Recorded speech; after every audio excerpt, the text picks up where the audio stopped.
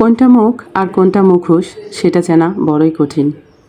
ময়লা শুধু রাস্তার পাশে থাকা ডাস্টবিনেই থাকে না, কিছু মানুষের অন্তরেও থাকে।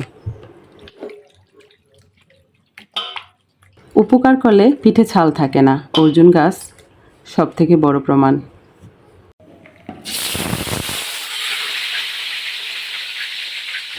তো যেহেতু ননদের পরিবার আছে, তো সেই জন্য বিরিয়ানি করছি। আর অনেকে হয়তো ভাববেন যে এরা শুধু বিরিয়ানিই খায়।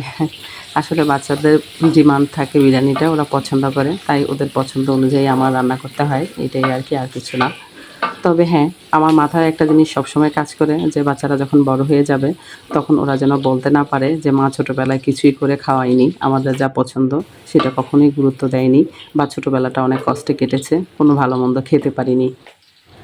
বিরিয়ানি মশলা সহ যা যা উপকরণ লাগবে ম্যারিনেটের জন্য সবটাই দিয়ে মেখে রেখে দিয়েছিলাম, তবে খুবই অল্প সময়ের জন্য।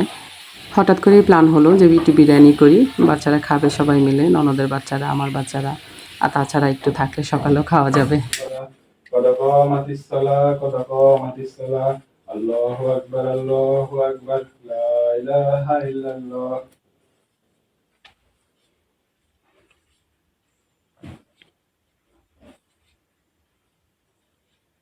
আল্লাহু আকবার।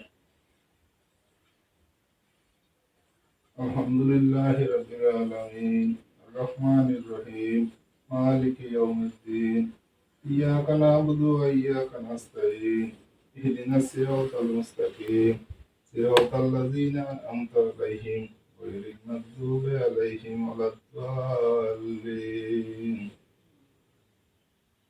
ওয়াল আসরি ইন্নাল ইনসানা লাফী খুসর ইল্লাল লাযীনা আমানু ওয়া আমিলুস সলিহাতি وتواصوا بالحق وتواصوا بالصبر. الله أكبر.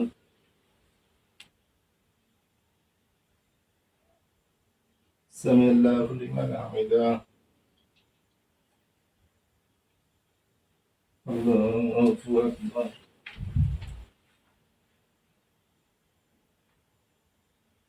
الله أكبر. الله أكبر.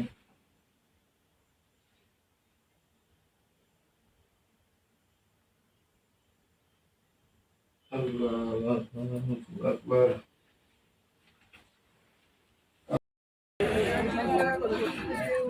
ভাই কাঁচামাল আজকে একদম কালকে আরেকদম, এটা যদি শুরু করেন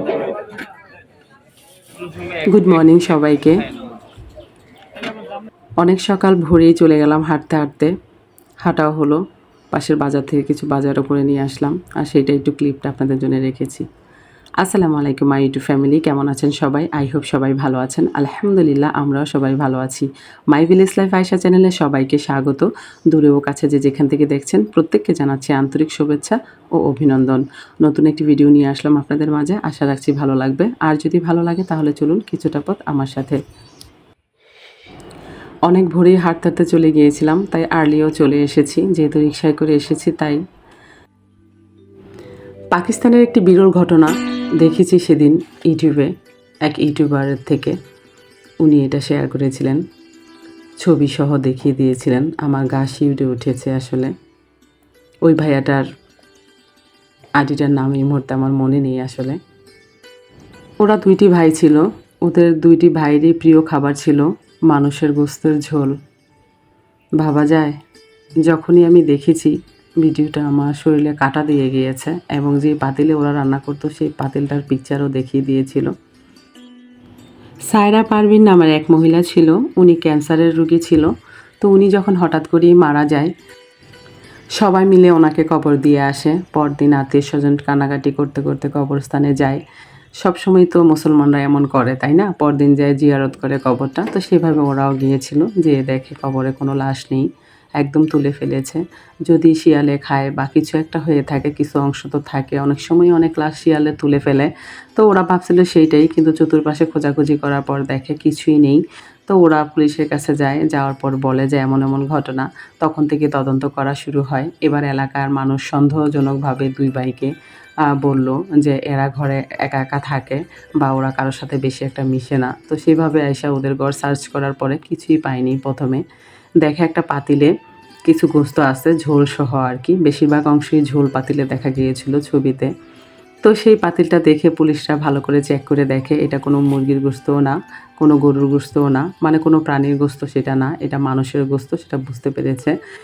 তাদের জিজ্ঞাসাবাদ করলে ওরা কিছুই বলছে না। তো অনেক খোঁজাখুঁজির পর আরেকটা বস্তা পেয়েছে, তো সেই বস্তাতে দেখে সেই সায়রা পারভীনের লাশ। লাশের সবই ঠিক ছিল, কিন্তু একটা পা ছিল না, একটা পা কেটে ওরা এটা রান্না করে খেয়েছিল আর কি, আর অল্প একটু অংশ ছিল পাতিলে। তো যাই হোক, বাকি অংশটা তারা পরে খেত। তো তারপর ওদের আর কি করার, পুলিশের হেফাজতে নিয়ে গিয়েছে। যখন কোর্টে তুলেছে ওদের, কি বিচার করবে জাজ সেটা বুঝতে পারছিল না। তবুও সব কিছু বিচার বিশ্লেষণ করার পর ওরা সবাই চিন্তা ভাবনায় আসলো যে ওদের মেন্টালিটি প্রবলেম আছে, তাই ওদের একটু ট্রিটমেন্ট করা দরকার। তো সেই হিসেবে 2 বছরের কারাদণ্ড হলো ওদের। 2 বছর পর যখন ওরা বাহিরে আসলো, আসার পর গোপনে পুলিশ 1 মাস ওদের পাহারা দিল। ওরা কি করে, কোথায় যায়, ইচ অ্যান্ড এভরিথিং ওরা ফলো করে। তো ফলো করার পর ওরা দেখতে পারে ওদের আগের যে বদ অভ্যাসটা সেটা নেই। তাই পুলিশ যার যার মতো জায়গায় চলে গিয়েছে, ওদের একাই ছেড়ে দিয়েছে, ওদের মতো ওরা চলছে। এই ঘটনার 1 বছর পর কিছু মানুষ ওদের বাড়ির পাশ দিয়ে যাচ্ছিল। অনেক বিশ্রী গন্ধ পাওয়াতে ওরা পুলিশের কাছে আবার যায়, গিয়ে বলে ওদের বাড়ির পাশ দিয়ে এমন বাজে গন্ধ, আপনারা একটু চেক করতে পারেন। আবারও পুলিশ চেক করার পরে সেম কেসই পেল, ওদের হাঁড়িতে কিছু গোস্ত পেল, অল্প গোস্ত কিন্তু বেশিরভাগ ঝোল। ওদের আসলে পছন্দের খাবার ছিল অনেক ঝোল দিয়ে মানুষের গোস্ত, মৃত মানুষের গোস্ত আসলে। তারপর আবারও খুঁজে দেখলো আশেপাশে, তখন দেখে একটা বস্তার মধ্যে মোড়ানো শুধু মাথা, মানে কিছুদিন আগে অ্যাক্সিডেন্টলি 2 বছরের একটা বাচ্চা মারা গিয়েছিল, সেই বাচ্চাটার লাশই এটা ছিল আসলে। তো মাথা ছাড়া যে বাকি অংশগুলো ছিল সবটাই ওরা খেয়ে নিয়েছে, আর অল্প একটু পাতিলে ছিল আর কি। তারপর আবার পুলিশে নিয়ে গেল। তারপরে বিচার কি করবে, প্রথমের মতোই হলো যে এটার কি বিচার আসলে করা যায়, এই ধরনের লেখা তো কোথাও লেখা নেই। তারপরে সব কিছু বিচার বিশ্লেষণ করে ওদের 12 বছরের জেল দেওয়া হলো। আর এই ঘটনাটা ঘটেছিল 2014 সালে। তাহলে সেই হিসেব করলে এখনও ওরা জেলে আছে। তবে বেশি দিন নাই, আবারও বের হবে। আর আবার বের হওয়ার পরে আবার যে খাবে না সেটার কি গ্যারান্টি? তো এটা জাতির কাছে প্রশ্ন, এই দুইটাকে কি করা যায় আসলে। তো যাই হোক, কলিযুগ যত আসতেছে সামনে আরও ভয়ঙ্কর জিনিস আসবে, আমরা যেটা ভাবতেও পারবো না কখনো, সেটাও হয়তো আমাদের দেখতে হবে। তাই আমাদের সবাইকে সজাগ থাকতে হবে, চোখ কান খোলা রাখতে হবে, এক্সট্রা সজাগ থাকতে হবে আসলে, মানে সজাগের উপরে সজাগ থাকতে হবে। কারণ আমাদের আশেপাশে যে মুখোশধারী মানুষগুলো আছে, তারা দেখতে তো মানুষের মতোই, কিন্তু ভেতরে যে তাদের কি সেটা আসলে বলে বোঝানো যাবে না, আর নিজেরাও বুঝতে পারবো না আসলে। যখন কোনো ক্রাইম হয়ে যায় তখনই বুঝতে পারি যে এই মানুষটা এইটা। গল্প বলতে বলতে অনেক কাজই করে নিলাম, দেখতেই পেরেছেন। সদাইগুলো গুছিয়ে নিয়েছি, রান্না অলরেডি শেষের দিকে, আর উঠানটা তো ঘুরে দেখালাম কিছু কিছু জায়গায়। তো আমার গল্পটা কেমন হয়েছে, আসলে সত্য ঘটনা, কোনো গল্প না আসলে।